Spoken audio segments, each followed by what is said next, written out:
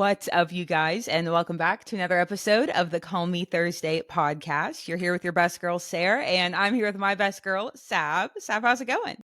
Hi, guys. Happy Thursday.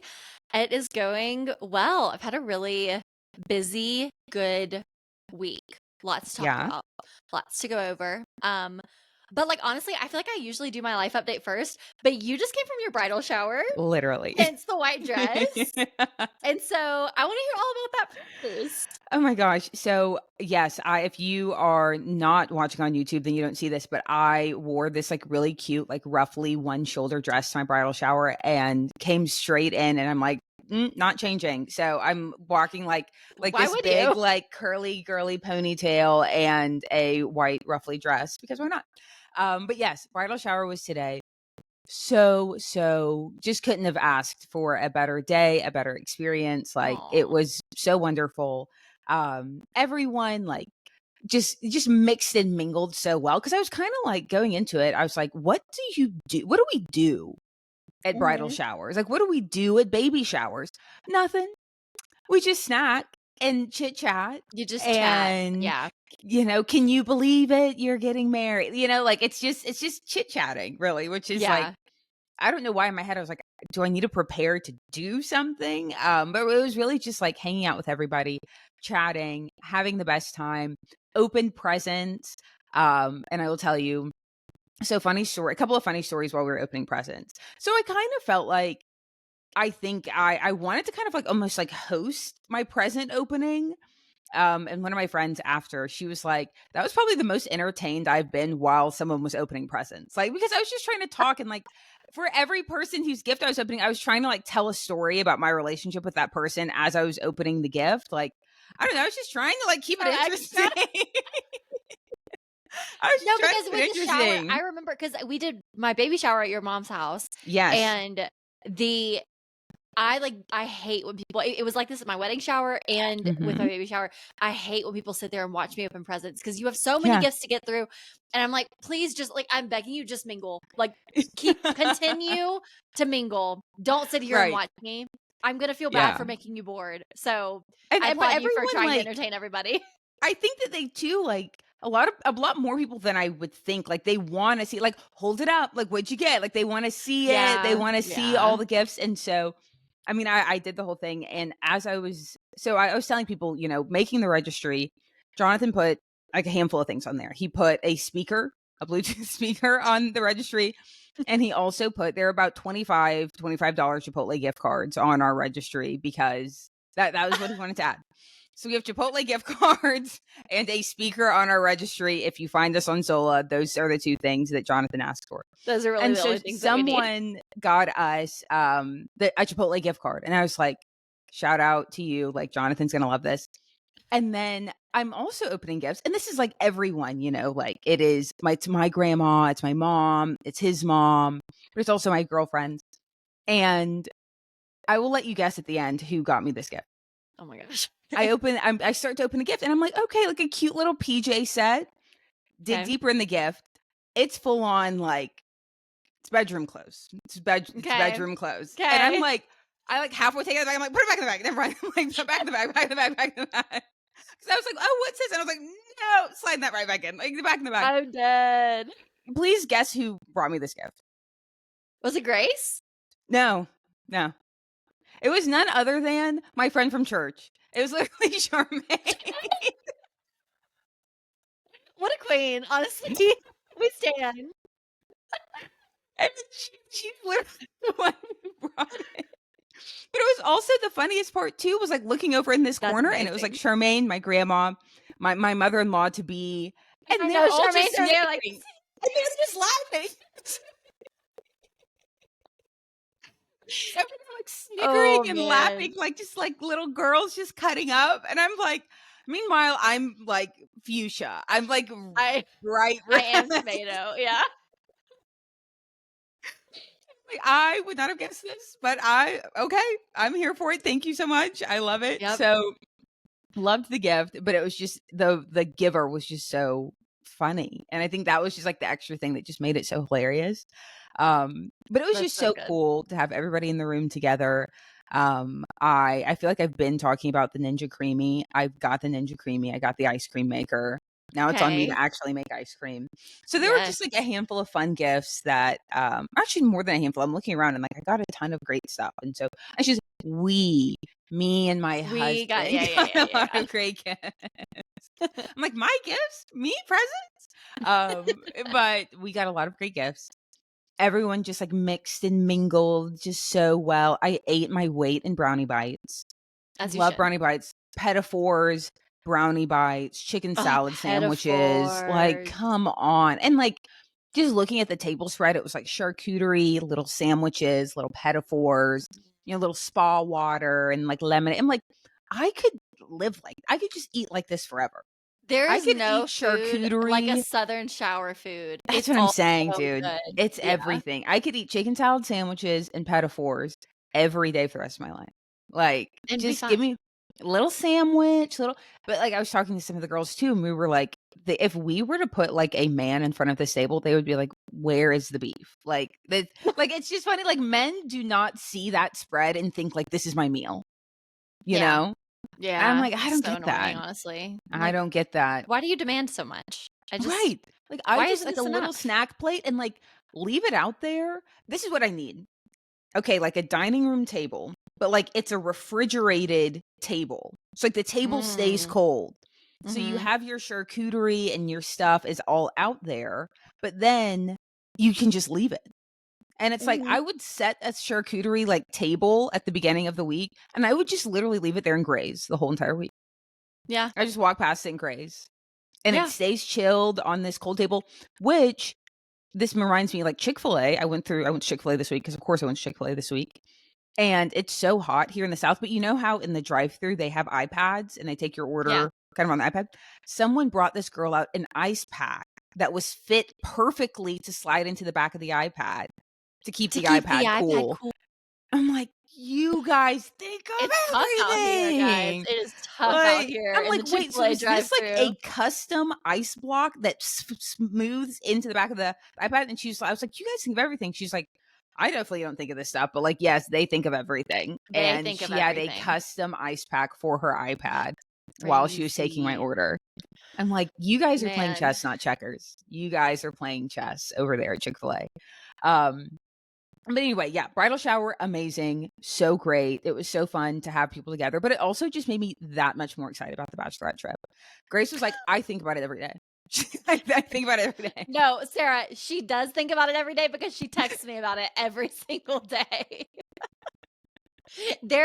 Grace Hodges was made to plan a bachelorette trip. Made. That is what she was made for. It's Made. amazing. It I'm is so truly excited. It amazes just made me me. that It's much gonna more be so excited fun. to have everybody together for the trip, which that's going to be so. And then that's like in like a month. Like Yeah. we're moving. Like the We're weekends are taking counting time bomb at down. this time. Like Yeah. it's happening. Like he was here this weekend and I sent him home with like all of my winter coats. I realize I have a lot of jackets. I have a lot of like jackets and hoodies and Yeah. sweatshirts, but I sent him home with all of those. Next weekend I'm going there and I'm like, this is like I'm folding my seats down in my SUV and I'm like, one, I have to put all Bringing these gifts in stuff. there, but like I'm bringing stuff. It's so real. It's Like so real.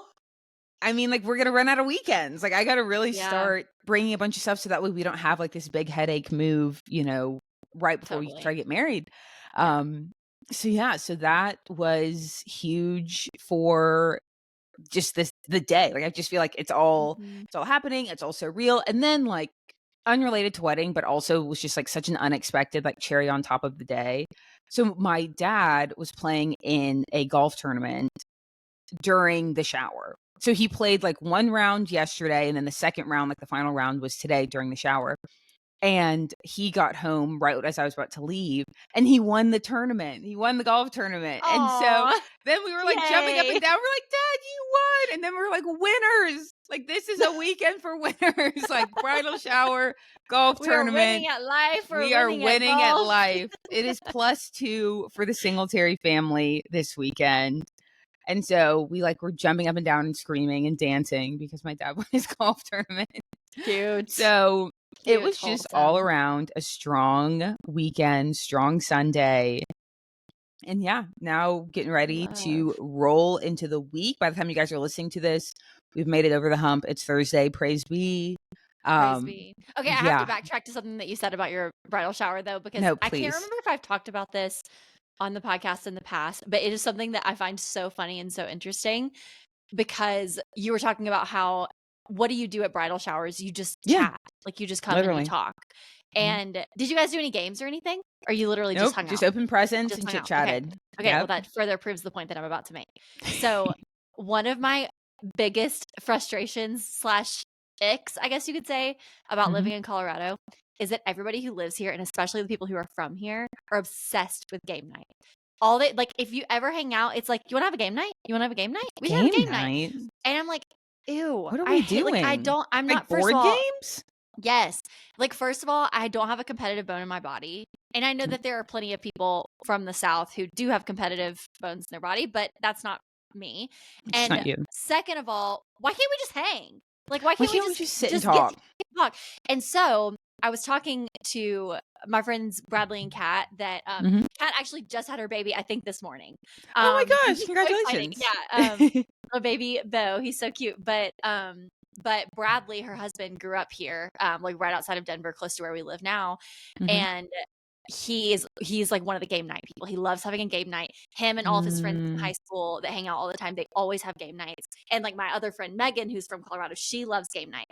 And so we had this conversation with Ken and Bradley, Christian and I did, because we were like, why do you guys always want to play games? I just don't like that. When you live in Alabama, if you want to Yeah. get together, you just like, you want to come over? Like, you want to come over and Yes. eat? Like, we can That's put some it. snacks together out of the fridge. And he was like, no, it's because like, because he also went to school in Chattanooga. And so he gets Mhm. like the different dynamic between Colorado, growing up in Colorado versus like being in the South. And he Mhm. was like, I can't explain to you how much more people who grow up in like the Midwest slash the West, they need like he calls it the social lubricant is the game. The games are the social lubricant.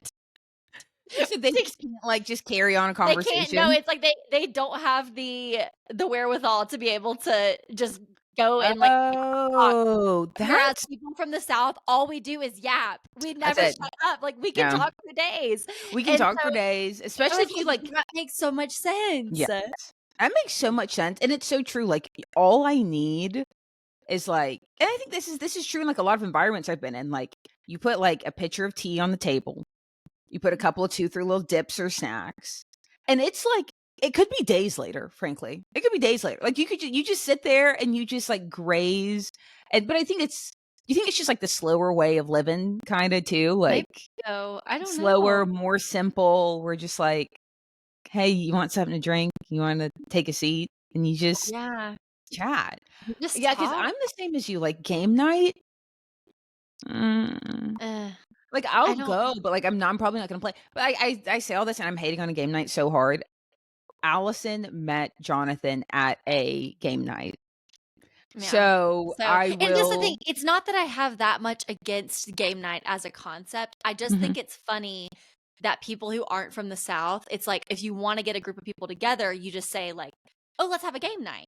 Whereas Yeah, like if I'm hosting something, I'm like, "Do you want to come over and snack right, and that's and the thing, drink?" it's like, that also means, like, you own games. Like, that's what when I ask you, I'm like, Yeah, let board me tell you games? what I Like, don't own is I don't games. own any I own games. bananagrams. That's I'm like, "Should all. we buy a game? Like, do I need to People own a put game?" like no, did you put games on your registry? No, People here no. put games on their registry. How Uh-uh. funny. You're Yeah. making that up. They put No, games I'm on. not. Yeah. Yeah, people put Wow, board games on their no. registry here. So, I am registered for almost, I feel like, exclusively kitchen stuff because makes sense. Jay wants to. I think we both kind of want to, like, agree on, like, the kind of bedding we want. Because, like, most people too, I feel like you Mhm. register for kitchen stuff and, like, bedding stuff. But, Yeah. like, we don't know, okay, like, what bedding do you like? What bedding do I like? And so we're like, okay, we're just gonna go and touch everything. And and see what we do and don't like. But games, never would have thought to register for, like, Monopoly. No. No, I No. don't think I would have done that. There have been times where I've asked Jay, I'm like, "Can we, like, play cards or something?"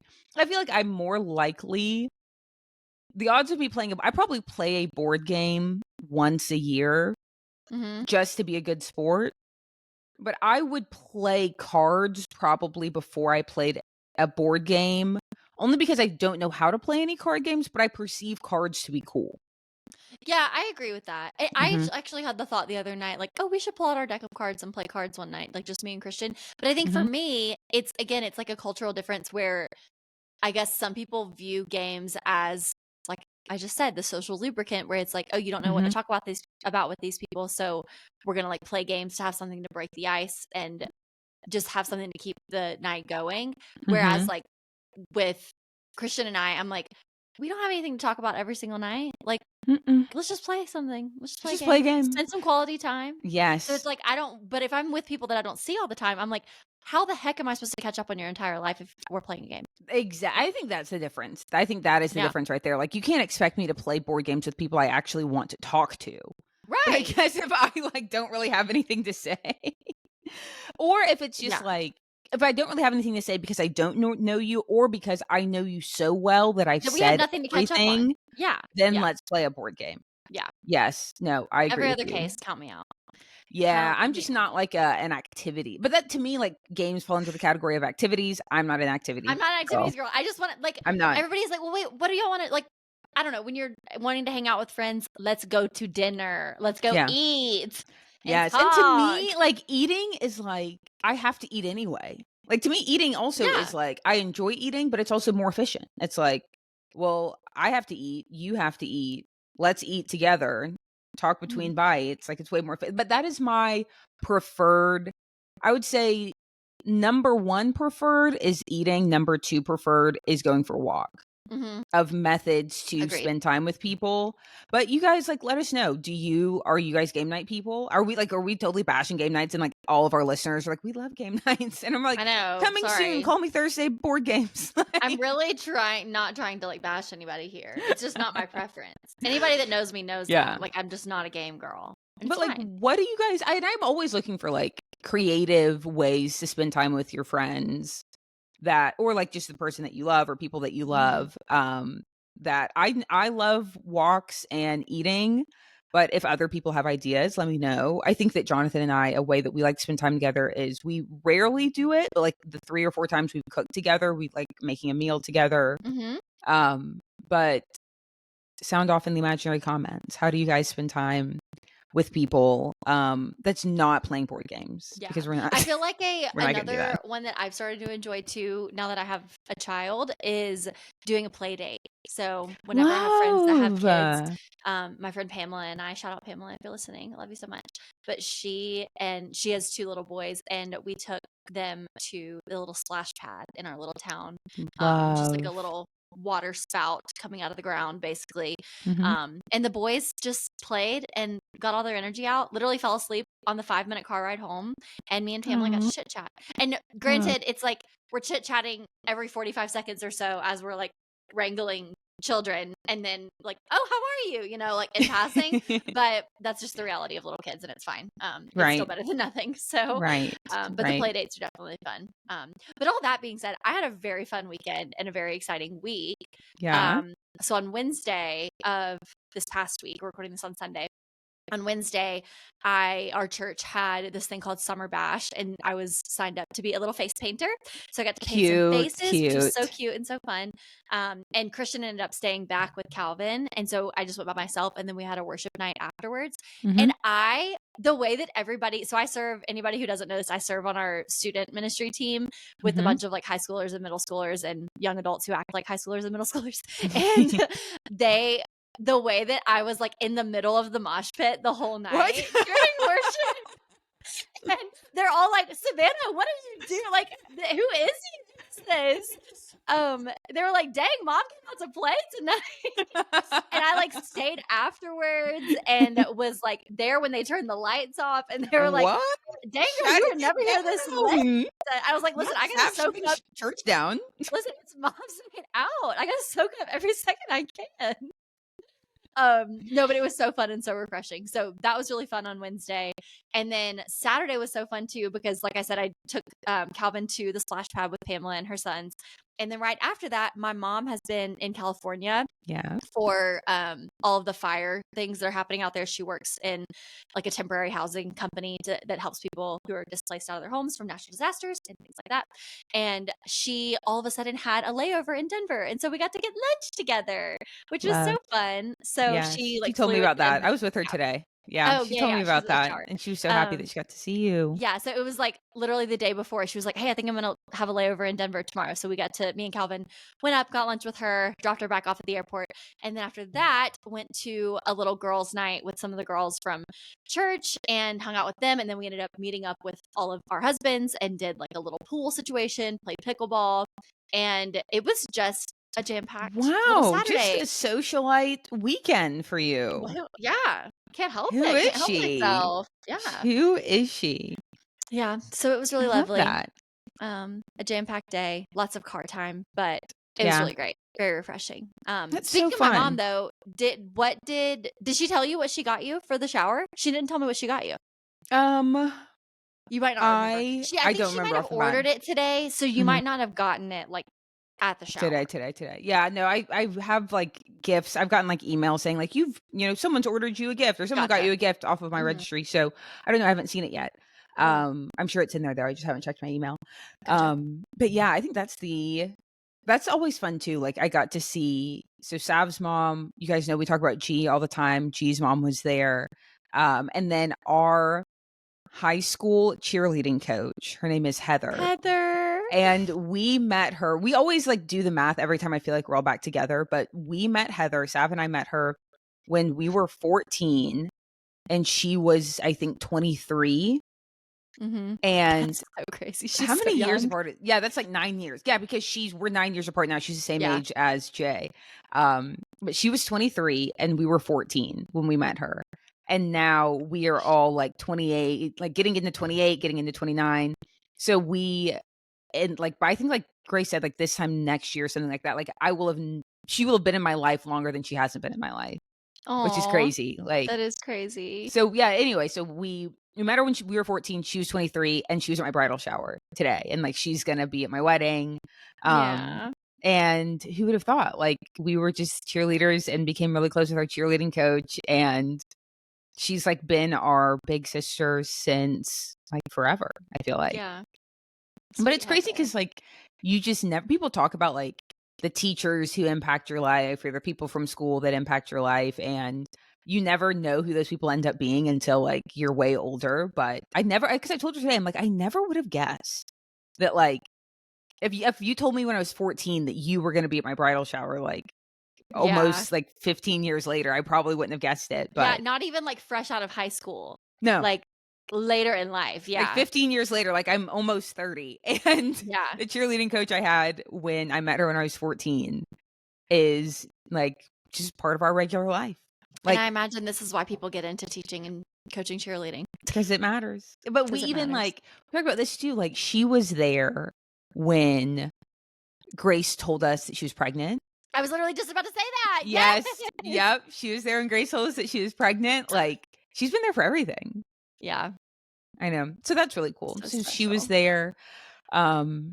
Yeah, it was just I feel just so wow. Like I'm getting So married. wow. Like So I wow. feel so wow. And like this past week has been it was nuts. I would say I was fighting for my life, but apparently I overused that phrase. Somebody told me that. But it was Somebody. challenging. It was challenging. Because I took Thursday, Friday of the week prior off because I was at Motion Conference, which we told you guys about.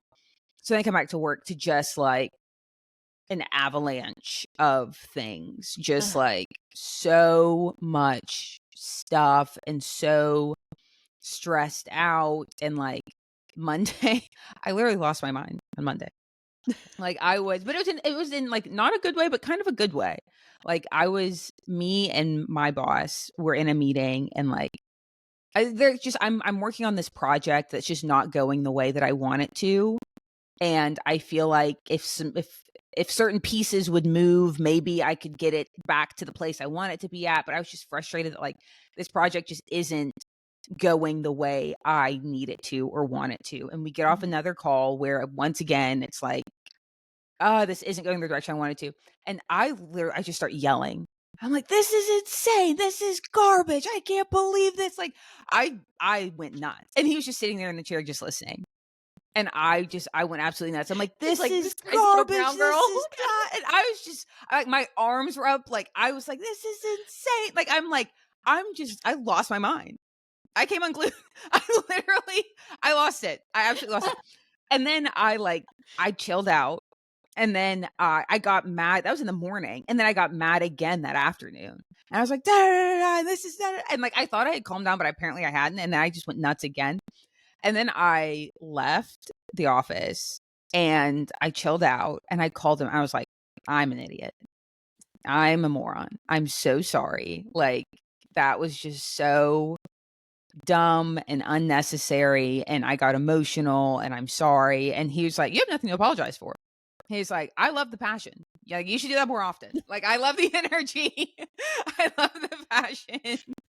And I was like, okay. These neurotic CEOs, they so you should more often, because it was like I wasn't mad at like him, like I wasn't yelling at him, I wasn't mad at anybody. I was just mad that it wasn't going the way I wanted it to go. And so I think that's where he was like, no, I'm cool with that. Like, if you like now go like channel that anger and that energy into like making it, like moving the pieces you need to move to make it work, and like I'm going to help you move those pieces, but like he was like, whatever. He's like, you don't have anything. And it's like, I think that's another thing too. It just highlights so much like the difference, I think, between like men and women sometimes. That like women, like woman, you know, I'm yelling. I'm literally like, it's not raising my voice. It's like, I'm screaming. Like at that point, like I was yelling. And like, I'm like, oh my gosh, I'm so sorry. Like I was just being, you know, emotional. And he's like, no, because boys yell at each other all the time. All the time. They do. And it's like, it means nothing. It rolls off their back. Sometimes it they punch happens each other so in the often. face. And then they're like, cool. Yeah. And so the fact that he was like, what are you apologizing for? I was like, you know what? You're right. I am just passionate. Like, I'm going to let it roll off my back. I will unhinge myself more often. Thank you. You know what? Don't ask me twice, because Twist my arm. I'm laughing too because you know how we always talk about how your boss reminds me of a certain person that used to be in leadership in my life. What you're talking about now, him saying like, oh, I love the passion. Like, I love that you're getting mad about this. I can remember a very specific moment where I got mad about something and I was kind of venting to him that, and I guess I can say, like, it's an old pastor at one of our old churches. And I was on his team and just venting about somebody who had decided to step away from the church, that I felt like they didn't have good reasons for it and whatever. And they were like talking badly about the church that we were at, and just got like, I got so worked up about it. And then I felt guilty for getting worked up about it, because I was like, I feel like I'm not expressing this in a godly way, I guess. And he was like, no, like, I love that you're getting mad. It shows that you care. I was like, okay. So yet another way that those two men are just alike. No, literally. But I think there is like a hair of something too, like, hey, at least you care. I think that when it, for me, and I don't know what I'm about to say, like, I don't know if this is for sure the thing, but this is what I maybe think right now, is when it's directed at another person, then I think that's where it can get like I'm yelling at you versus like I'm yelling at the problem. That's a little more, you know? Yeah. And so I think that like, because don't get me wrong, there have been times where I've raised my voice at somebody and that was not the answer. But like, but I think even I've been in scenarios too at work where like, you know, I'm telling somebody else, I'm like, you are wrong. Like when we're in a meeting, this guy is going to like throw me under the bus essentially. And I'm like, you are wrong. I am right. And he's like, I don't care what you say. You're wrong. And I'm like, no, now I'm standing up. No, I'm telling you I'm right. And this is like, there was more of like a conversation on it, but essentially what we were saying to each other is, I'm right. No, I'm right. No, I'm right. No, I'm right. Well, I don't really care what you say because I'm right. And we got so loud that like one of the executives came down the hall. He's like, I'm hearing this all the way from down the hall. Like, what's going on? And then a third party was like, he's saying this, she's saying that. And he was like, okay, Sarah's right. Wrap it up, move on. Like, what are we talking about? Like, keep going. Like, but then Of course she it was is. so, and in my head, I'm thinking, like, is there still beef? Is there tension? Is it weird now? And this guy's like, love it. He's like, you defended your position and you were right. Like, hats off to you. You defended your position and you were right. Amazing. How mature, And I'm like, honestly. I think that that's just a dude thing. Like, and I Yeah. think that, I don't know where that comes from, but like, I think girls, I think sometimes, I don't know, we like take some of that stuff more personally, because I definitely did. And he's like, Yeah. you defended your position. But that also, like, let that be a reminder too, like, from a corporate perspective, especially, just because people are loud does not mean they're right. And there are a lot of people who will stand on business, who will be loud to you. They will tell you that you don't know what you're talking about. They will tell you that you are nuts. They will tell you that you don't know anything. And they are just standing on business. And those people, they get their way most of the time because they don't budge. And Yeah. like they almost, in a way, they want you to second guess yourself. They want you to think that maybe you're wrong. They want you to think that, like, man, they're really confident, which must mean they're smart or they're right or they're better than me. They're not. Like, Yeah. we said this last week, guys, like, the loudest is not always the most, like, prominent or prevalent as it relates to, like, when we were talking about, you know, pastors who have had moral failures. And I think the same thing is true, like, in the workplace, especially. There are going to be people who try to just shout you down and are just try to be louder than you and tell you that you're wrong. Stand on business. You don't have to be in their face. You don't have to be ugly. It's not like you have to be mean, like, you know, scream at people. But like, also, it is okay if you're like, I'm not going to be moved just because this person is loud and confident. Because the stories I could tell, I have had my share of experiences where loud and confident has been dead wrong. Like, like, couldn't have been more wrong, dead wrong. Like, so just know that, like, that is not, loud and confident does not equal right. As a matter of fact, I feel like loud and confident in some scenarios, in some groups of people, like, is almost a red flag for automatically wrong, you know? Yeah. Because, like, you think those people think that nobody else is going to speak up. And Exactly. so they're like, if I just talk loud enough, then people are going to end up listening to me. And 99% of the time, that's the case.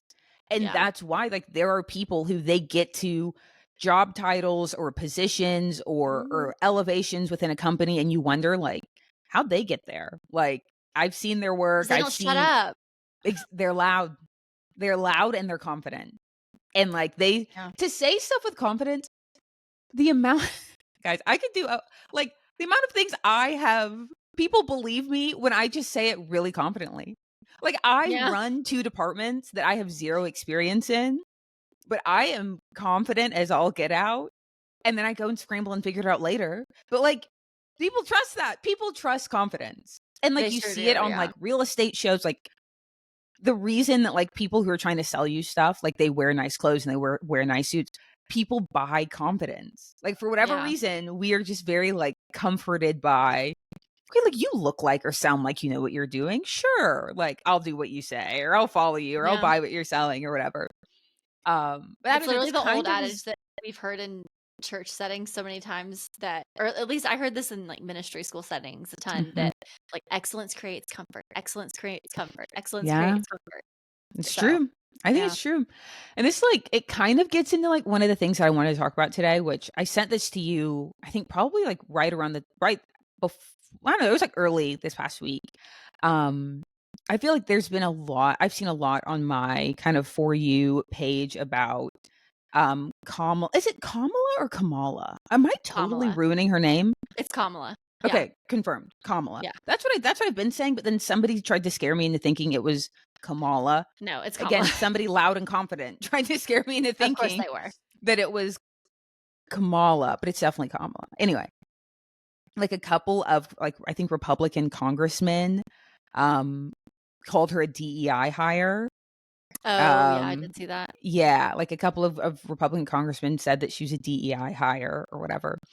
And it's just like, it's sparked, now I'm seeing all of this content about, you know, why you shouldn't call people a DEI hire, and why it's so offensive and so mean and so hateful, and like, you shouldn't call people that, and why it's such a big deal.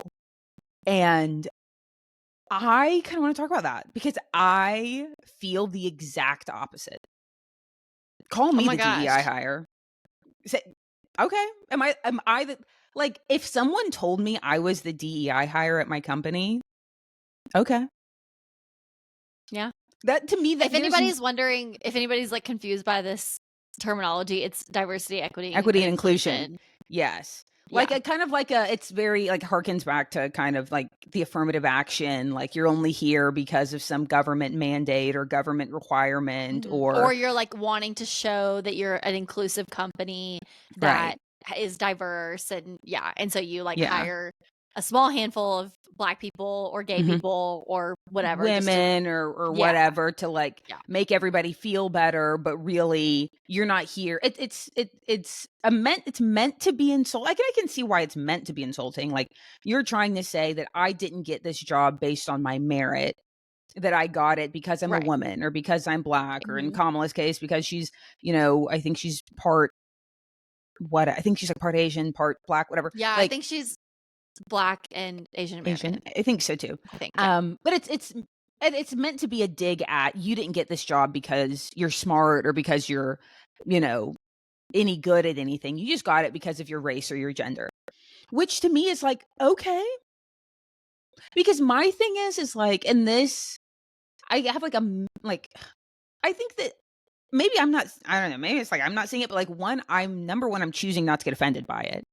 Because number two, Mhm. I don't think that I've ever been anybody's diversity hire. But I could have been, like I could be. But my whole thing, so it's like number one, I don't want to be offended, just period. I'm choosing not to be offended by this one. I'm going to set this one out. Number two, if I was or if I wasn't, that doesn't change anything about my reality today. Mhm. Like I could have been a diversity hire my entire life, and my life, I don't think the course of my life becomes any more or less different if Mhm. somebody put a label on my forehead that said DEI, because I know that's not my real identity.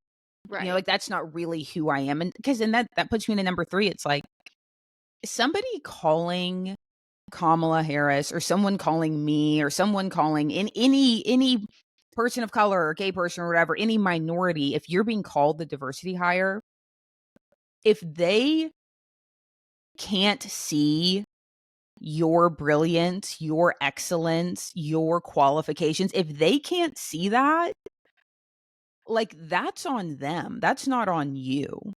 Mhm. Like that's not like if someone were to say, like, Sarah, you were just a diversity hire, your failure to see like how great I am and how great of a teammate and team member I am, like that is a loss for you, not for me.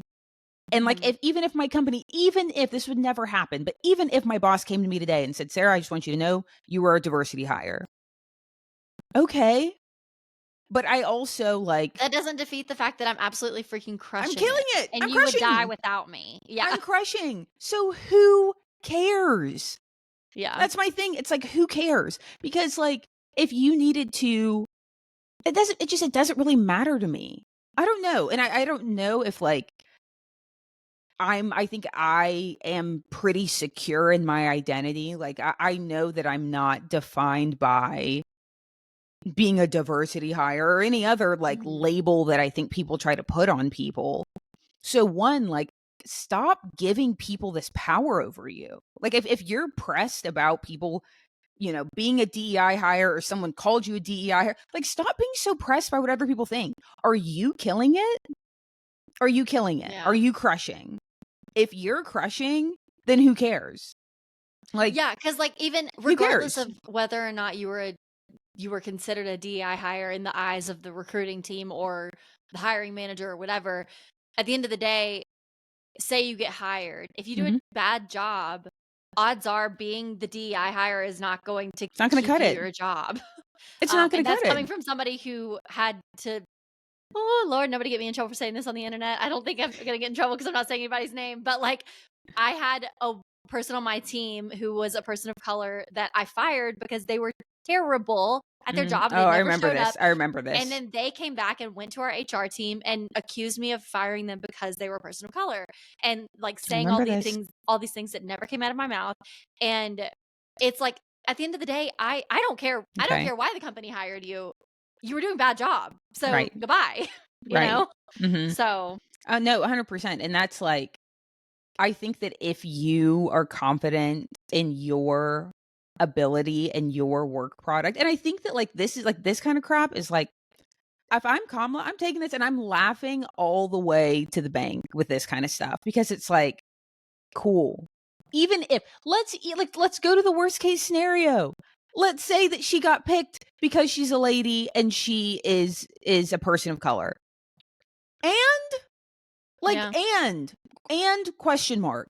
Like if she knows how qualified she is and the people who are with her know how qualified she is, then who gives a rip what other guys on the other side of the aisle are calling her?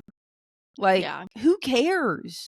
Who cares? Like, that doesn't, why does that bother us? Like, why is that bothering Yeah. us? I don't Okay, get let me that. ask you this though, because I guess you could maybe consider this being devil's advocate, but I think I'm Mm-hmm. just like poking at a certain thing that you're saying. Mm-hmm. Because if Kamala got chosen as the Democratic nominee Mm-hmm. and she was chosen because of her being a woman and being a person of color. Okay, Mm-hmm. say she was a DEI hire. Mm-hmm. If you can say like, okay, at the end of the day, the person who is the most qualified, Mm-hmm. ideally speaking, the person who is most qualified for the job and is going to do the best job is the one that's going to get Mm-hmm. is the one that's going to get the presidential job. Mm-hmm. But like, I don't know that much about Kamala Harris, so I like can't speak on Mm-hmm. it that much. I know she was the attorney general in California for a while, but what do you think about like, say she is technically like the less qualified person in Mm-hmm. whatever, like regardless of who she's going up against? Sure. What if people do vote for her because they want a woman and a person of color in office, Mm-hmm. even if she's not the best person for the job? Like, do you think there's something wrong Well, with that? who gets to decide who the best person for the job is? Is the best person for the job not the person that the American people choose? Yeah, Like, I guess that's true. who is objectively, I think that just gets into the question of what defines the best person for the job. Yeah. Is it, Well, it's like I you think it know? comes down to like why are you vote like why are the American people voting for who they're voting for? Mm-hmm. Because I think if Exactly. you're voting for a person because you think that they're going to do a good job, because they have strong policy, because they are a Mm-hmm. great leader, cool, I don't care what they look like. Mm-hmm. But if you're voting for her only because she's a woman and you want to see a woman and a person of color in office regardless of her policies and her ability to lead, Mm-hmm. like that's kind of where I'm like, Yeah, that's probably not but a good idea. even that, like, I don't think I even have a problem with that totally, because I think that there were a lot of people who maybe didn't love Barack Obama's policies who were like, Mhm. purely for the sake of history, this man is getting my vote both times Mhm. around. Just for the sake of history, just for the sake of, I don't know if this will ever happen again in my lifetime. Like, you and I weren't old enough to vote in either of those elections. Mhm. But, like, without question, I mean, aside from, just a sheer, like, point blank conviction from the Holy Spirit, I would have absolutely voted both times, because Mhm. voted for him for both times, just for the sake of history, just for the sake of representation. And we also have to remember too that, like, the job of the president, it is not like this is a person who's making decisions in a vacuum or in a bubble. They're surrounded by advisors, they're surrounded by experience, they're surrounded by people who are specialists in different areas. They have access to all of the information in the world. So it's just, I think the bigger thing, even outside of experience, is like, and maybe I'm saying this now as a person in a leadership role who's very inexperienced in what I do. I think that at first it made me really uncomfortable, but now I'm like, it really is about your ability. Like, can you intake information and make decisions? And, like, what is your decision making capacity and ability? And then what is your willingness to learn? Like, if you're willing to learn and absorb information from different sources and you can synthesize that information and then make a decision off of it, like, how good are you at doing that?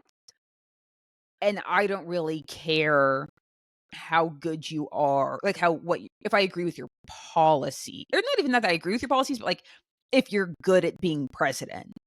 Like, I think I care more, like, I think from just a sheer leadership perspective, I care, like, can you learn? Are you coachable? Are you teachable? Can you learn? And can you make decisions? And I think that those are things, I feel like I've come to value those traits, I think, more only because I think I've had to develop them more. But it also, like, personally, and, like, I mean, there are probably a lot of people who don't agree with me.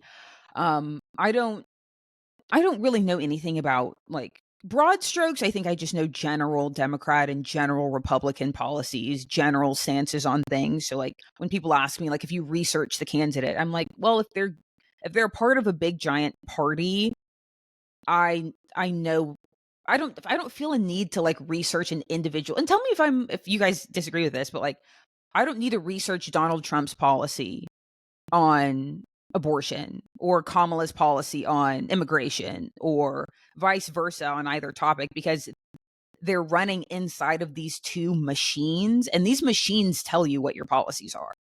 So, like, Kamala's not going to have a set of policies that are different from the Democratic Party. Donald Trump's not going to have a set of Right. policies that are different from the Republican Party. So they're just the faces of parties who have made their policies very clear. So I'm like, if Kamala got elected and maybe she's not the most experienced, and let's pretend she was running against someone who was super experienced, because she's not, but, like, we can pretend that she is. Um, and she won just because she's Black and a person of color. Okay. Like, to me, like, that just doesn't bother me for whatever reason. And, like, some people, like, I mean, I can see where it's like you would maybe feel more comfortable if it was someone more experienced, but I'm like, meh, like, to me, it's not that deep. I don't know. Yeah. I think it's probably just a personal preference thing. And Yeah. the way that I think, especially in the last election in 2020 and Mhm. this year's election, that dynamic comes into play more than it has. I wouldn't say ever, because we weren't alive for, we've only voted in a small amount of elections so far, but, like, Mhm. more so than in a long time, at least, where it's like Yeah. you're voting for, what am I trying to say? Like, when it was Trump versus Biden in 2020, there were a Mhm. lot of people who were voting for Biden because they like absolutely did not want Trump in. So it was like, Mhm. I'm not all that concerned with who the other person is. I just know I don't want it to be this guy. Mhm. And now it's like, yeah, like, just what's your motivation behind your vote, you know? Yeah. So I think that's just an interesting dynamic, where I feel like in previous elections, at least from what I heard, it was, and I'm sure with the Obama administration, it was probably similar too, because a lot of Mhm. people, like, did want to see a person of color in office for the very first time, Mhm. and, like, see that history made. But, um, yeah, like, there's way more dynamics at play than just who do you feel like it has the best policy and is the best leader. Totally. So I would agree with an that. interesting time Yeah. to be alive. I know. And I think that, like, like, it's not, I don't think it's our intention to, like, talk about the election, like, all the time, but I think when it kicks up, like, social questions, or and for me, like, this is more of, like, the content that I was seeing that came out of it, like, these two congressmen, whatever, Kamala's a DEI hire. Okay. Like, what a losery thing to say out loud, but whatever. Like, you said it. And then it's bringing up, like, in the workplace, why it's so harmful to talk about DEI. And I'm like, I don't know. If anybody, like, if you or anyone you know has ever, like, you felt like the DEI hire, or you think you might be the DEI hire, or there's a chance you are, there's a chance you have been. So what? Just As I'm freaking just going crush to it. Dude, just do a good just job. crush. All you have to Yeah. do is crush, and that changes everything. All Yeah. you have to do is crush. And, like, is it right, or is it fair that, like, you as the you're a you're a minority, you're a person of color, you're a woman, you're part of the LGBTQ community, whatever, like, is it fair that you have to crush in order to, like, prove the DEI label wrong? No, but, like, life's not fair. It's the thing that I'm sure that probably most people of color, probably in the South, especially Black folks in the South, you've probably heard your whole life. You have to work twice as hard to get half as much. Is it fair? Probably not, but whatever, that's life. But don't, like, I would even say, like, shake that off too, and just crush because you're just excellent. Like, just go be excellent. Like, who cares if you're Black? Who cares if you're a woman? Who cares if you're gay? Who cares? Like, just go be excellent, because you're made in the image of God, and God is excellent. and like just go be excellent. And like if you're the DEI hire, or if you only got hired because you're really smart in this area, or you only got hired because of who your daddy is, or you only got hired because of, like, everyone has a reason that they got hired. Everybody has a reason that they got hired. Yeah, sure, maybe it's just because you're smart, maybe because you had a nice personality, maybe it's because you interviewed well, but also maybe it's because your family has money, or maybe it's because you're connected to this person. Like, everyone has a reason that your resume got picked out of the bunch. But like, whatever that reason is, you're in the seat that you're in now. So like, go crush, because everybody has a Yeah. reason. Like, Yeah. And I feel you like know? the most secure that when I go through different seasons of my life, I feel the most secure in moments, and I'm probably going to get like slashed by somebody for saying this, but the most secure that I feel is when I don't have to defend myself. I don't owe you anything in terms of an explanation for Mhm. how I got here, or like my qualifications to be here. I just know that I'm here and I do a good Mhm. job because that's who I am. And like, I have no need or desire to explain myself to you, but my actions are going to show that I deserve to be here. Mhm. And like, that's been in several different settings of life. But and this is what I was about to say. I'm probably going to get like hit in the head by somebody for saying this, but like, everybody just stop being so freaking soft. Like, Dude, just it's a whole but other and I thing. because it's like, I get it. Like, I get why calling somebody a DEI hire could be incredibly offensive. Mhm. And I understand that, like, I can empathize with that from the standpoint of being a woman, but that's pretty much it. And I feel like, honestly, most of the tech companies that I've seen and worked in is pretty female dominated anyways at this point, at least in the cities that I've Mhm. lived in. So that doesn't even feel like an advantage in the DEI hire Right. space anymore. But I'm I'm still just like, let's just not be soft. Let's just like Yeah. do a good job. And if you got the hire for whatever reason, cool. Like, good job. Congrats, you know? Like, Right. go do a good job regardless of how you got there. And my thing is, it's like, go believe in yourself. And I think that this is like, to echo what you said, it is, I think part of it is like, yeah, like, keep your heart soft. Don't have a soft heart, but like, don't be like, have a soft heart, but don't be like soft as in like, don't be so easily offended. Like, Yeah. don't be Yeah. so easily offended. And also like, believe in your, like, this is also, I'm kind of like heavy on this topic and like a little like harsh on this topic, because it's like, why do you not believe in yourself? Like, why are your Mhm. feelings so hurt that you think they only chose you because of what you look like? Like, do you not believe in your own abilities and your own intellect and your own Yeah. smarts? But also, do you not believe that like the hand of God is on you, to where it does not matter what they say about you? Why do you care so much? Yeah. Like, just be Why do you secure. care? Like, Yeah. why do Get you rid of the care? insecurity. They called me a DEI hire. Okay. And go run circles around them. Yeah. Go run circles. And that's all you have to do. You don't have to fight with them. You don't have to say a You don't have to single argue. thing. You don't have to say a word. Literally keep your mouth Just shut. That's our advice. Keep your say mouth shut and go nothing run circles around them. and go run circles around them. Go be Mhm. great. Go be great. And it's not an ego thing. I promise it's not. It's just, go be great, because you were made to be great. None of us were made to be mediocre. None of us were made to be average. You were made to be great in some capacity. It's not to say that your 9 to 5 is where you're going to be great, but like, Mhm. you're made to be great. You're not made for mediocrity. Like, so if someone says that you're a DEI hire, go be yourself. Go be your excellent, regular self. And I'm telling you, like, me and my sisters, like, we will do this from time to time. Like, we will all, especially when we all first started working, we would like all come together and we're like, bro, like, why is everyone so impressed with what we're doing? Like, we're literally just doing our jobs. We Yeah. feel like we're literally just doing our jobs. Like, we're just showing up, we're doing our jobs. Yeah, I guess I do a good job, but like, I just do that because that's what you're supposed to do. And like, people notice. And it's because workplaces are full of mediocrity.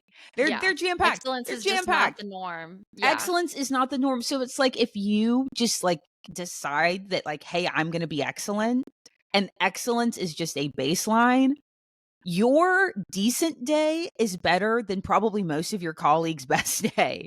Because Yeah. again, like, this kind of stuff, just like, you stand out when you're excellent. So I say just all that to say, like, don't be so offended, and also like, think more of yourself. Like, who gives a rip what they say about you? Like, Yeah. who cares? And like, these clowns who like, oh yeah, like she's only the presidential nominee because she's DEI hire. Like, okay. Like, what did we Yeah. accomplish? Okay. Yeah. Like, again, that's what I'm saying. Just like, I don't know these people, but that's just losery. That's just losery. Just what a Losery behavior. clownish thing Weenie to say. behavior is what it Weenie is. behavior. It's just so, yeah, let's hit her because she's a woman and she's brown. Like, what? Like, just Yeah. goodbye. Come up with Let's better get better tactics because insults. yeah, totally. Get a Totally. better dig at me other than I have ovaries. Yeah. You know what I'm saying? Ooh. Like, Yeah. ooh, Yeah, like, come on, man. Like, do better. And so, I don't know. That was just my thing that I kept seeing this week, that everyone was so upset. I'm like, relax. 'Tis the season for people to get their panties in a wad. That's all I'm gonna say. Isn't it, Savannah? Like, if that's not an episode title, I don't know what is. Because I have another hot button topic to bring up that I feel like and this is not something that I have put a ton of thought into as an American, a voter, a Christian until this past week. And oh so yeah, taking it back to Wednesday night, we had our like summer bash thing at church, and then it was ended with a worship night.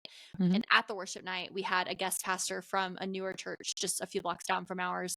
And I think he's from Mexico, lived in LA for a little bit, and then came here to plant the church that he's now the lead pastor of. But he's mainly targeting, feels like a weird word, but he's mainly like aiming to bring in the immigrants from South America, and just create like a home church for them where they can like have people to relate to, have people in similar situations, and have like a bilingual service also. So cool. he was just so inspiring. And the way that he shared stories of, so if you guys don't know what's happening in Venezuela right now, they're in like a lot of political uproar. They're basically on the brink of civil war, if not already in the middle of civil war. And it's legitimately like life or death for people, where I think, and this is what I'm coming to with this, is that I think so many Americans and so many people in church, Teehee, view immigrants as people just being bored on the other side of the border and like, oh, I just want to like dilly dally on over to the United States and steal people's jobs and be an illegal alien and chill in the US because life's better over there. Like, I feel like my eyes were so much more open to, this is literally life and death for people. And there were people sitting in the auditorium in our church who they don't know where their children are. And they don't know where their husbands are, and they don't know where their wives are. And like, they're sitting there hoping that they'll get to see their family again because they could only, so many of them could come. But like, if they were to stay, they could be targeted by the political leader that's like targeting certain sections of the country because they didn't vote for him, and they could be killed. So it's like, we are viewing immigrants in America as these like scum of the earth people, when it's like, these people literally need help and they are without their families. And like, I am so angry at people in the United States, and specifically people in the church, because the Bible speaks directly to this, where it's like, you have to value the sojourner, you have to value the orphan and the widow and the people who need help. And for the church to like, basically, like, for anybody in the church who is like, no, send them back, like they don't belong here, send them back. And like, at the end of the day, it's the things that Pastor Jose was touching on is like, there are legal processes for them to come here, and they are pursuing those legal processes, but they take time. And it's like, I think this is especially close to my heart right now too, because Denver is one of the cities where big waves of immigrants are being given places to go. And so I think we had like 40,000 people from Venezuela come in the past year. And it's just crazy because it's like, parents are sending their kids over here alone because they know like, you're going to be safer over there than you would be here. But at the end of the day, there are 8, 9, 10, 11-year-olds walking around the city of Denver with nowhere to go and no parents and no way to get a job. Whoa. Yeah. Can you imagine? No. Holy cow, no. So Golly. it's just so I behoove you, if you're listening to this, and especially if you call yourself a follower of Jesus, to soften your heart towards the immigrant population, because they need Mhm. help and they need the local church to like be a helping hand to them, and to Mhm. open their doors to them. And like, we have students in our student ministry that, like, I'm gonna get emotional talking about this, but like, we have students in our student ministry who are immigrants from different places in South America, and it's like they don't know where half their family is, and they don't know if they're ever going to see them again. Jeez. And so it's just really heavy. And I Jeez. know, and at the end of the day, I know that there are different facets to this, and we see this in Denver. We have friends in New York who have talked about this, where like the crime has gone up significantly in the cities where big waves of immigrants are coming in, because like, and I'm not defending crime. Like, that frustrates me Mhm. too, to know that like there now my city has higher crime rates, and that like I don't feel as safe walking around at night by myself, Mhm. because people are needy and they do desperate things when they're needy. And that doesn't make me think that it's Mhm. more okay, but it's still like just having empathy for people. Yeah. And I don't know. I know that it's more complex than what I'm making it out to be, because it's like, you want your family to be safe, you want your kids to be safe, but I think in Mhm. America we have such an obsession with safety and with Mhm. like helicopter parenting, and being obsessed with our kids being like within arm's reach and safe and like within our Mhm. control. And I just don't know if that's like the way of Jesus, you know. Yeah. No, That's my and TED I talk. think that it's like one of the I think that one of the things that's interesting about the immigration deal, um, and I do like there are parts of me that think it's like really complicated, but I'm also very wary of people who tell me that things are really complicated. Like Mm, a lot of times, and I've experienced this like in work, but also outside of work, when people are like, it's just so complicated. Like sometimes like people don't want you to understand. mm-hmm. Like, because I think that there are a lot of like, and I'm not saying that this is true about immigration, but I just think in life that like like a lot of businesses, probably most businesses, like they're solving a problem and there's profits in problems. Like think about it. If all the problems in life went away, there would be a lot of people who don't make as much money, because There's no all money of to our be problems went made. away. There's no money to be Right. made because no one's paying you to fix problems. Yeah. So I think that sometimes when like I'm trying to understand an issue or a problem and someone tells me like this is just really complicated, it's Yeah. like why do you not want me to understand this better? So part Yeah. of me believes it might not even be as complicated as it actually is, but then you've just got like these like political leaders who are telling us that it's complicated, and us average Americans, we shouldn't worry our pretty little heads because up there in Washington they're going to fix it for us and handle it for us. And it's like, wait a second, like I want to apply some thought to this, and maybe it's actually not as complicated as you guys are making it sound. But Yeah. I think that it's so fascinating because like, in from this 30,000-foot view of like, there are hardly enough resources for American citizens, and then if you're giving these resources to people who aren't citizens, and da da da da, and like blah blah blah blah, immigrants, and it's bad, it's bad, it's bad, it's bad. But like, I think every single person, if you looked at them and they were like, let's pretend it's your family, Yeah. like you would do it in a second. You Yeah. would do it in 0.2 seconds. Like, and I think that's the hard thing. And I don't know that that makes anybody hypocritical. I think it makes everybody human. Um, but like, it's interesting that like the thing that we are trying to like stop or condemn or whatever, if your family was in that position, you would dig a ditch, you would climb a wall, Mhm. you would swim a river, you would do everything, you would hide in the bottom of somebody's car, you would do everything it took to Mhm. provide for your family and to make sure that they were safe. Yeah. And other people who are doing the same thing, like, I don't know. So I think, and it's easy for us to say because like we don't have to make the decisions, right? Like me and you are not charged with coming up with solutions to fix things. Mhm. And I'm okay with that. I'm content with that. I have no desire to be that person. I would just ask that we introduce a dose of empathy. I'm with you. Like Yeah. we introduce a dose of empathy, and like Yeah. what we can affect, like we aren't going to change policy, me and you, but like we are members of local churches who Mhm. can, like, as individuals, like we're just one person, but we are one person, Yeah. you know Yeah, And that like, exactly. that's we can still do something. Yeah, and I think that we are very privileged to be in situations where I feel like I've brought this up in multiple episodes recently, just being aware of how normal war and like crazy violent outbreaks are literally everywhere around the world. Like in Mhm. so many different countries right now as we speak, where it's like Mhm. United States is one of the few countries I would say in the world where violence is not the norm. And it's Mhm. like thank God, like thank God that we Yeah. that we live here and we have the privilege of not even having to worry about it. But I think you're right, Sarah. It's like if we were in Ukraine last year Mhm. or whenever Mhm. that everything started happening, Mhm. like we would probably be refugees somewhere, Yeah.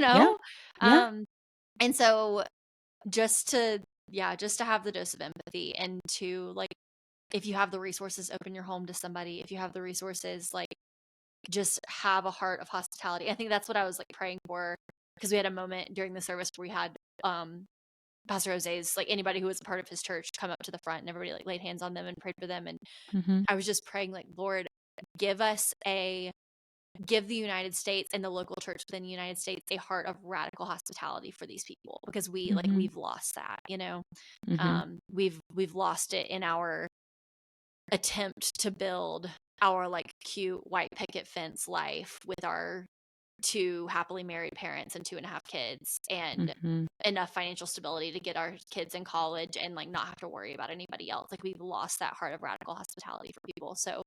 Mhm. So that's what I'm praying for. Um, Yeah. And I but think that that's a cool thing, like radical hospitality. I don't know. I think mhm, there's something to say for like that, and that's something that like solving we can't solve America's problems. And right. like I can't even solve my neighborhood's problems or all of my city's problems, but like I can do something. Yeah. And I think that like to the I heard somebody I was listening to a podcast and like the podcast was quoting somebody else who was kind of quoting somebody else. It was kind of far down the line, but Yeah. it was like this like Gen Z just isn't happy about anything. Like they're just unhappy. Like Gen Z is just like they're an unhappy group of people. Like they're not satisfied or happy with anything. Um and I think some of that attitude, and I think even with some millennials, like that attitude comes out, I think a lot in like voting sometimes. Mm, It's like, well, what's the point? What's the point? I can't fix everything, so I'm going to do nothing. It was very much it's giving when I told Savannah if I can't pray for every lost person by name, I'm not praying for any of you. Like the all or nothing attitude, I think I get it, like, when it feels like the problems that we face as a country or even the problems that you hear about on the news or whatever, like, they seem so big. mhm. But it's like, okay, but, like, what can you do? Yeah. Like, the government may be crazy, the political candidates may be garbage, the two-party system may be broken.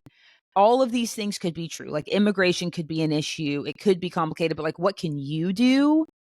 You can invite somebody to your house for a meal.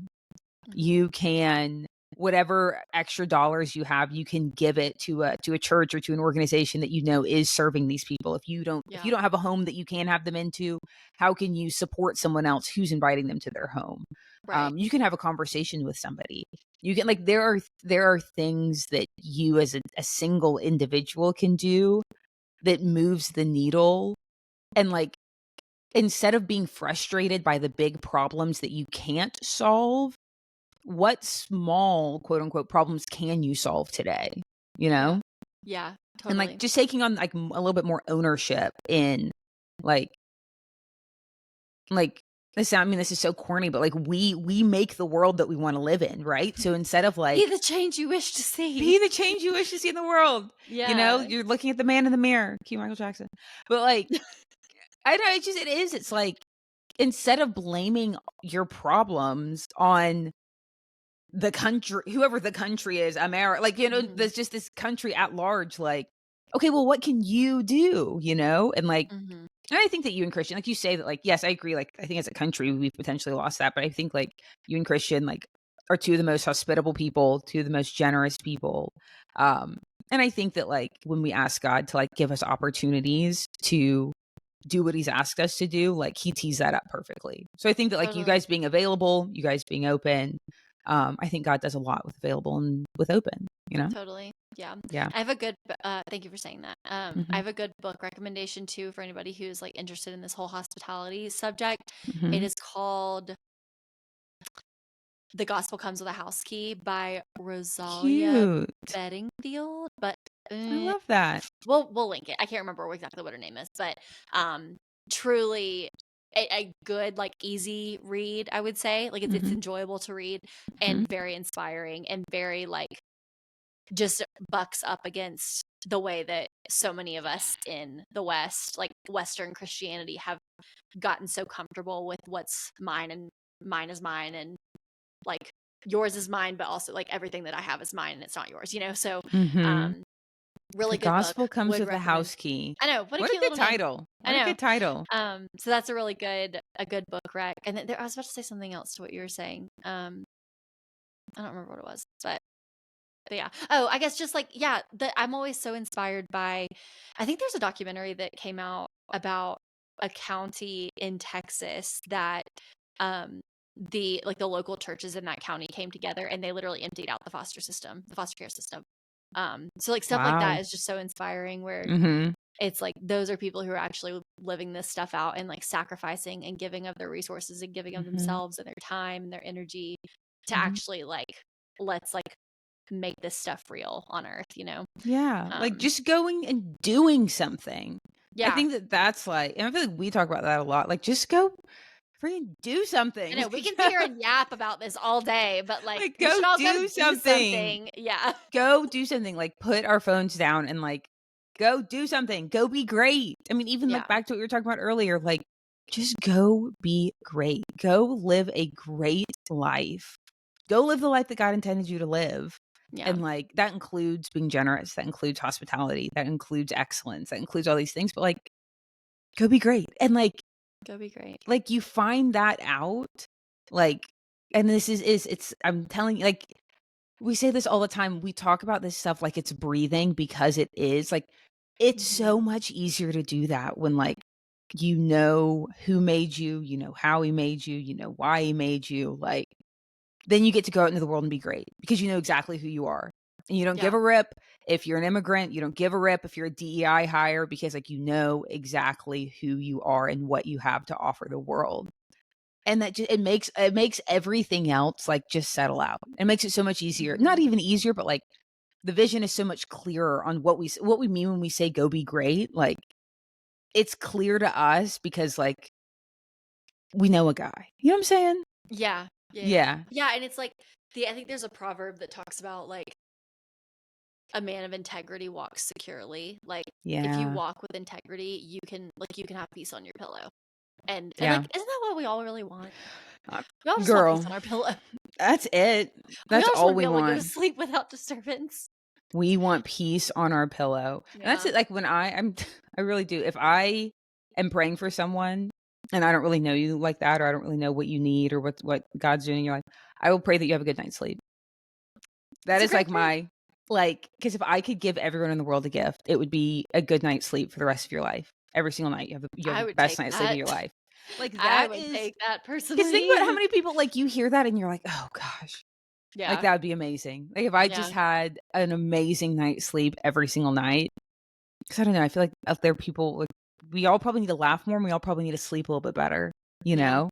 I would even say I don't even think like I wouldn't say we need to eat healthier, or we need to work out more. I would say we need to laugh more and we need to sleep better. Maybe not sleep more, but like better quality of sleep. Better, yeah. You sleep better. At least that's true for me. I gotta sleep. Well, you guys can better. tell that I got really worked up on this episode because fun fact about me, when I get worked up, my chest is She does turn splotchy. red. And your girl is splotchy today. She got worked up. So this is my best friend. She does get splotchy when she gets fired up. That's one when she gets nervous. When she gets fired I'm up really not about nervous, anything, but like when she gets passionate about something, any height of emotion really, right, it will result in a splotchy chest. She does. She gets a little splotchy. She gets a little red. I don't think I have any. I will turn like red maybe and stuff when I'm like embarrassed. Maybe I get a little pink in my cheeks, but like other than that, you know, I don't think I have any visible signs of It's getting always my fired neck up. and my chest. I wore this sweatshirt because I was like, I know today I'm gonna get fired up. Okay. It's a splotchy chest day. It's a Gotta go splotchy for here. chest day. Anytime you guys see me in a crew neck, that's probably why. Know that it's a good one coming. There's some hot button topics on your way. Sav's in a crew neck. Oh my God. It's going down. It's going down today. Literally. Oh my gosh. Okay, Oh, let's wrap this me. up. We cannot do another hour and a half episode like we did last No, week. we But can't. although I would. Hour and 15 though, you got it. You got it. Count on us. Well, Sarah, as we wrap, what are you excited about going into the week? Girl, it's going to be a crazy week. It's going to be such an insane week this week again. But I am excited because I haven't been to Atlanta since I haven't been to Atlanta in like a month, maybe. Oh, dang. It feels like it's been a month. Like I was there for 4th of July and I don't know if I've been back since. And like I miss mine and Jay's home. Like I miss our apartment. Like now that I know it's our place. So I'm so excited to go Cute. and like bring a bunch of my stuff. And yeah, so I'm excited to spend a weekend there and move some things. So it'll be fun. But yeah, what about you? What are you excited about? What am I excited about? I think right now I'm most excited about the end of the month because we are going to Charlotte, which Christian and I have never been to Charlotte before. So I'm excited to explore the city. Have some really good friends there that I haven't seen in a long time. So we'll go at the end of the month and see my dad and stepmom. And then literally I'm not even leaving the Denver airport. We're flying from Charlotte to Denver and then I'm getting on a plane same moment to Birmingham to come to the bachelorette trip. So really? Travel. Yeah, literally like I'm sending we land in Denver, Christian and Calvin are going home and I'm getting on a plane and going to Birmingham from there. So whoa. So you're when you pack to go to Charlotte, you're packing for 2 trips. I'm also packing for a bachelorette trip. Yeah. Yeah. Slay. Love. It's slay. But I love it. All I'm my excited. friends are doing like they're coming from far and wide. Meredith literally has a work trip, but she's flying to Panama City. Katie's picking her up from the airport in Panama City, and they're driving in. Like, guys, you guys are just it's gonna be doing so all the things fun. for me. We're all so excited, and it's like you're not even ready. When I tell you, Grace texts me about this trip every single day with some sort of planning logistic. It is a whole elaborate thing, and it's gonna be so much fun. And guys, I'm so excited. we can't wait. It's gonna be so good. So much excitement. But awesome. Well, thank you guys for listening to another episode of the Call Me Thursday podcast. Be sure to like this video and hit subscribe, and be sure to follow us on your podcast. Wherever you listen to podcasts. Wow, wherever you listen to podcasts so you never miss an episode. Be sure to follow us on Instagram at Call Me Thursday Podcast. And we would love if you would leave us a 5-star review and let us know why you're loving the pod. So, Sarah, I will call you Thursday. Sounds like a plan, sister. I'll call you Thursday. Okay, bye. Bye.